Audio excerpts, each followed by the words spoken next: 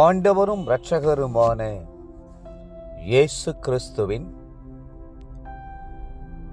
ஈடு இணையற்ற நாமத்தில் அன்றன்றுள்ள அப்பம் வாசகர்களுக்கு எங்கள் அன்பின் வாழ்த்துக்கள். 2024 ஆண்டு டிசம்பர் மாதம் 8ஆம் தேதி ஞாயிற்றுக்கிழமைக்குரிய தின தியானம். இன்றைய தலைப்பு, காத்திருக்கிறவர்களின் ஜெபங்கள் கேட்கப்படும். 5ஆம் சங்கீதம் 3ஆம் வசனம் சொல்கிறது, கர்த்தாவே, காலையிலே என் சத்தத்தை கேட்டருளுவீர், காலையிலே உமக்கு நேரே வந்து ஆயத்தமாகி காத்திருப்பேன். கர்த்தருக்காக பொறுமையுடன் காத்திருந்தேன். அவர் என்னிடமாய் சாய்ந்து என் கூப்பிடுதலை கேட்டார். பயங்கரமான குழியிலும் உளையான சேற்றிலுமிருந்து என்னை தூக்கி எடுத்து என் கால்களை கன்மலையின் மேல் நிறுத்தி என் அடிகளை உறுதிப்படுத்தி நமது தேவனை துதிக்கும் புதுப்பாட்டை அவர் என் வாயிலே கொடுத்தார். அநேகர் அதைக் கண்டு பயந்து கர்த்தரை நம்புவார்கள் என்று 40ஆம் சங்கீதம் 1-3ஆம் வசனத்தில் வாசிக்கிறோம்.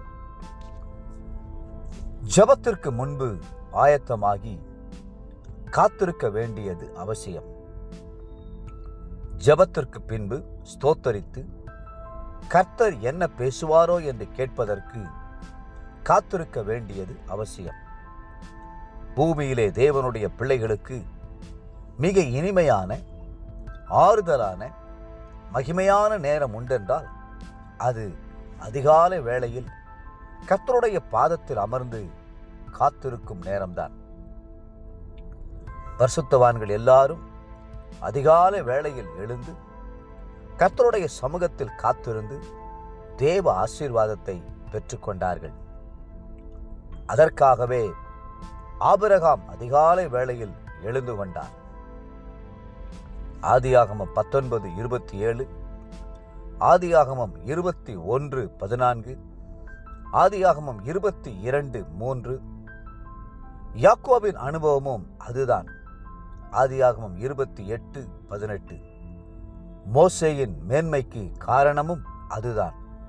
யாத்ராகமம் 34:4. அதிகாலை வேளையில் கர்த்தருக்கு காத்திருக்கிறவர்களுக்கு, நான் இஸ்ரவேலுக்கு பனியைப் போல் இருப்பேன், அவன் லீலி புஷ்பத்தைப் போல் மலருவான், லீபனோனைப் போல் வேரூன்றி நிற்பான் என்ற வாக்குத்தத்தம் ஓசியா 14:5 கொடுக்கப்பட்டிருக்கிறது. என் தகப்பனார் அதிகாலை எழுந்து கர்த்தரை துதித்து பாடுகிறதை பார்த்திருக்கிறேன். விடியற்காலம் 4 மணி முதல் 5 மணி வரை கர்த்தரை துதித்து பாடுவார். பின்பு வேதம் வாசிப்பார். பின்பு குடும்ப ஜெபம் நடத்த எங்களையெல்லாம் கூட்டி சேர்ப்பார். ஜான் வெஸ்லி என்ற பிரசித்தி பெற்ற போதகரின் தாயார் சூசன்னா வெஸ்லியை குறித்து கேள்விப்பட்டிருப்பீர்கள். அவர்களுடைய குடும்பமே பெரிய குடும்பம். ஏராளமான பிள்ளைகள் என்றாலும் ஜெபத்திலே கர்த்தருடைய பாதத்தில் காத்திருக்க நேரத்தை ஒதுக்கி அனைவரையும் பங்கேற்க செய்தார்கள். இதனால் அவர்களுடைய பிள்ளைகள் எல்லாம் வல்லமையான ஊழியக்காரர்களாய் பிற்காலத்தில் பிரகாசித்தார்கள். கர்த்தர் பகலின் குளிர்ச்சியான வேளையிலே ஆதாமை சந்திக்க வந்தார். வேதம் சொல்லுகிறது, பகலின் குளிர்ச்சியான வேளையிலே தோட்டத்தில் உலாவுகிற தேவனாகிய கர்த்தருடைய சத்தத்தை அவர்கள் கேட்டார்கள். அப்பொழுது ஆதாமும் அவன் மனைவியும் தேவனாகிய கர்த்தருடைய சந்நிதிக்கு விலகி தோட்டத்தின் விருட்சங்களுக்குள்ளே ஒளித்து கொண்டார்கள். ஆதியாகமம் 3:8.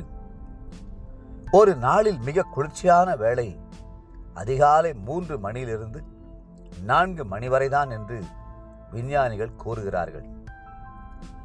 இந்த காலத்தில்தான் கர்த்தரும் ஆதாமை சந்திக்க வந்திருக்க கூடும் என்று வேத பண்டிதர்கள் வியாக்கியானம் தருகிறார்கள். தேவப்பிள்ளைகளே, ஒவ்வொரு நாள் அதிகாலை வேளையிலும் கர்த்தருடைய இன்பமான பாதபடிக்கு ஓடி வந்துவிடுங்கள். இன்றைய நினைவிற்கு 90ஆம் சங்கீதம் 14ஆம் வசனம். நாங்கள் எங்கள் வாழ்நாளெல்லாம் களிகூர்ந்து மகிழும்படி காலையிலே எங்களை உமது கிருபையால் திருப்தியாக்கும். இன்றைய வேத வாசிப்பு காலை தானியேல் 8, 9 மற்றும் 10 அதிகாரங்கள். மாலை 3 யோவான் 1 அதிகாரம். அன்புக்குரிய அன்றன்றுள்ள வாசகர்களே, மீண்டும் உங்களை வாழ்த்துகிறோம். அதிகாலை கர்த்தருடைய சமூகத்தில் காத்திருங்கள். தேவனுடைய ஆசீர்வாதத்தை அளவில்லாமல் பெற்றுக்கொள்ளுங்கள். கர்த்ததாமே உங்களை ஆசீர்வதித்து மென்மேலும் உயர்த்துவாராக. ஆமென்.